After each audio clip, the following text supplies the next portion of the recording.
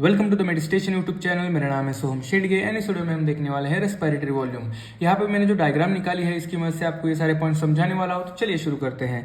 Tidal volume जो है वो हमें 500 ml देखने के लिए मिलता है। टाइडल वॉल्यूम क्या है? तो नॉर्मल इंस्पिरेशन, नॉर्मल एक्सपिरेशन, जिसे हम टाइडल वॉल्यूम कहते हैं, जो कि आपको 500 ml देखने के लिए मिलेगा।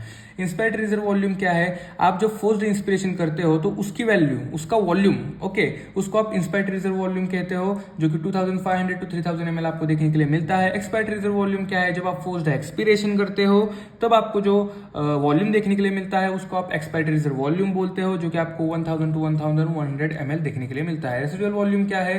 जब आप इंस्पिरेशन करते हो या एक्सपिरेशन करते हो, या फिर फोर्स्ड इंस्पिरेशन करते हो या फोर्स्ड एक्सपिरेशन करते हो, तब मतलब आप फोर्स्ड एक्सपिरेशन भी करो ना, तब भी आपके लंग्स में थोड़ा सा वॉल्यूम जो है एयर का वो रह जाता है, हमेशा रह जाता है, जिसकी वजह से लंग्स कोलैप्स नहीं होती, तो उसको हम रेसिडुअल वॉल्यूम बोलते हैं। यहाँ पे देख सकते हो normal inspiration, normal expiration, forced inspiration, forced expiration. लेकिन फिर भी यहाँ पे देख सकते हो आप, ये रेसिडुअल वॉल्यूम जो है वो हमेशा प्रेजेंट होता ही है इन द लंग्स, जिसकी वजह से लंग्स कोलैप्स नहीं होते, जिसकी वैल्यू हमें रेसिडुअल वॉल्यूम की देखने के लिए मिल जाती है 1100 to 1200 ml, थोड़ी सी ज्यादा है एक्सपायरेटरी रिजर्व वॉल्यूम से।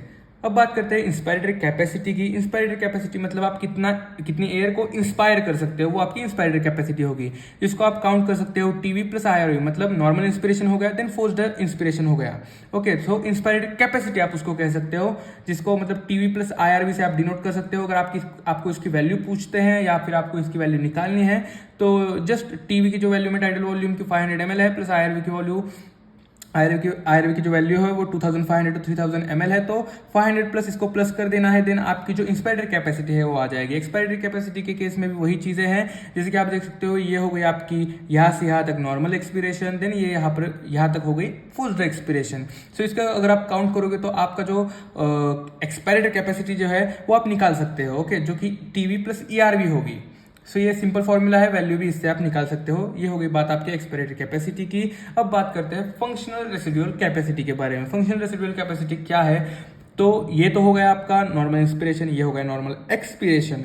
अब नॉर्मल एक्सपिरेशन आप जब करते हो तो यहाँ पे ईआरवी, एक्सपायरेटरी रिजर्व वॉल्यूम जो है, और प्लस रेसिडुअल वॉल्यूम, वो तो रह ही रहा है। मतलब जब आप नॉर्मल एक्सपिरेशन कर रहे हो, जब फोर्स्ड एक्सपिरेशन कर रहे हो तो ईआरवी भी आता है, लेकिन जब आप फोर्स्ड एक्सपिरेशन नहीं कर रहे हो, नॉर्मल एक्सपिरेशन कर रहे हो, तो ईआरवी एंड आरवी जो है वो लंग्स के अंदर ही एयर का वॉल्यूम रह रहा है, तो उसको हम फंक्शनल रेसिडुअल कैपेसिटी से डिनोट करते हैं, जिसका फॉर्मूला आपको यहाँ पे देखने के लिए मिलेगा ईआरवी प्लस आरवी। वैल्यू भी इससे आप कैलकुलेट कर सकते हो। ईआरवी की जो वैल्यू है 1000 to 1100 ml एंड आरवी की जो 1100 to 1200 ml, आप जो है इसको कैलकुलेट करके फाइनल फंक्शनल रेसिडुअल कैपेसिटी जो है वो निकाल सकते हो। और देन बात करते हैं वाइटल कैपेसिटी के बारे में। रेसिडुअल वॉल्यूम छोड़ के ये सब कुछ हम काउंट करते हैं in the vital capacity. Vital capacity actual में क्या है?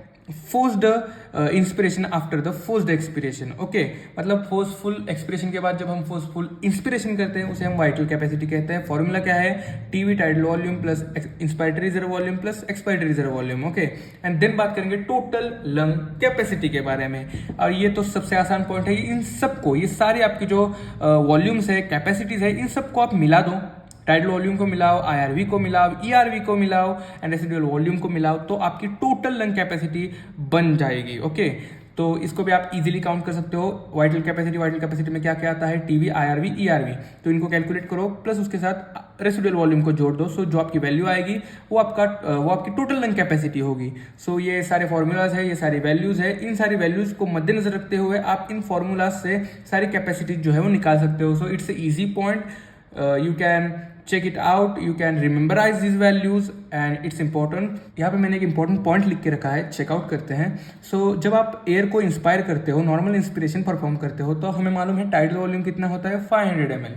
500 ml ऑफ द एयर आप इंस्पायर करते हो, एंड ये जो होता है कंडक्टिंग पार्ट, और अल्वियोलाई जो होती है वो हमारा एक्चुअल गैस एक्सचेंज पार्ट होता है।